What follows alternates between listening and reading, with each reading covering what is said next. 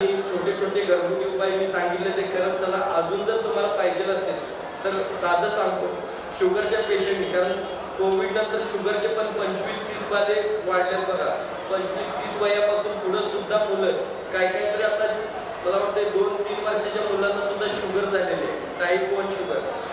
तर शुगरमध्ये किंवा आधीमध्ये हातापायांची धग होत असेल, टोमॅटो कट करायचा, त्याच्या बिया काढायचा, गरम तव्यावरती ठेवायचा, तो गरम झाला की काढायचा, गरम गरम असताना खायचा। 3 दिवस करायचं, तिसऱ्या दिवसापासून हातापायाची धगच बंद होऊन जाते। करून बघा। थंडीच्या दिवसात आता मेणबत्तीचं मेण घ्यायचं, त्याच्यात थोडंसं खोबरेल तेल घालायचं आणि हे गरम करायचं। ते पातळ झालं की बंद करायचं, नंतर ठेवलं की ते पुन्हा पांढऱ्या रंगाचं घट्ट होतं, काढायचं, मसाज करायचा।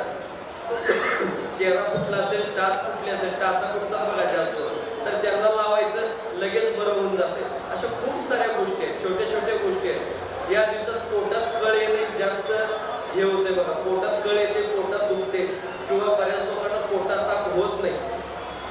तर या लोकांना सांगतो, तमालपत्री माहिती आहे, जेवणात घालतात बघा, भातात असते मोठं पान, ते तमालपत्रीचा काढा करायचा आणि प्यायचा, त्यानं पोटातली कळ कमी होते, पोटा साफ व्यवस्थित व्हायला लागतो, इव्हन पचन संस्था सगळी चांगली राहते। अशा खूप साऱ्या गोष्टी आहेत जे तुम्ही छोट्या छोट्या ह्याच्यातून बरं करू शकता, कुठल्याही प्रकारचं औषध न घेता।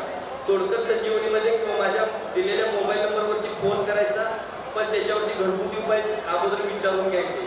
विचारताना वही पेन घेऊन विचार करा, म्हणजे विचारा, कारण जेवढा वेळ जातो तेवढ्यात अजून कोणाला तर आम्ही माहिती सांगू शकतो। कमीत कमी नाहीच म्हणला तर रोजचे 12 ते 13 हजार फोन ह्या फोन नंबरवरती येतात। तर तेवढ्या लोकांना उत्तर द्यायचे असतं। ॲक्च्युली तो डिवाईड केलेला फोन आहे, 10 फोनवरती तो एका नंबरवरून 10 फोनला फोन जातात, तर तो त्या पद्धतीने आहे। त्यामुळे तुम्ही त्या नंबरला फोन केला तर लागतोच लागतो।